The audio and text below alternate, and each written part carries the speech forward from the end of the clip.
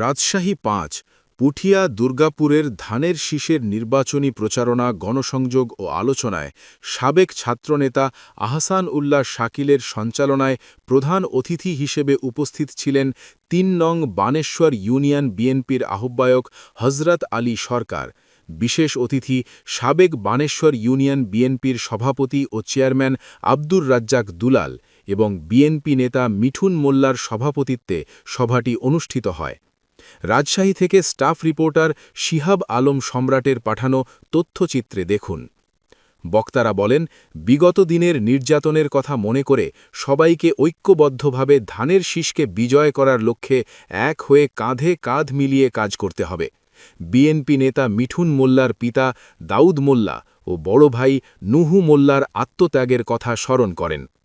এ সময় আরও উপস্থিত ছিলেন পুঠিয়া উপজেলা বিএনপির যুগ্ম আহ্বায়ক ও সাবেক চেয়ারম্যান আব্দুর রাকিব, ইউনিয়ন বিএনপির যুগ্ম আহ্বায়ক শাহজামান সাবু, জেলা যুবদলের সদস্য আশরাফুল ইসলাম, বানেশ্বর হাট ইজারাদার রাসেল সরকার, কৃষক দলের যুগ্ম আহ্বায়ক সুমন, সাবেক মেম্বার আব্দুল আজিজ, উপজেলা যুবনেতা রাসেল, মানোয়ার, অনিক হাজারি, জাহিদ, ছাত্রনেতা সীমান্ত, ইমন, বিএনপি নেতা আজাদ সহ বিএনপি ও অঙ্গ সহযোগী সংগঠনের নেতৃবৃন্দ।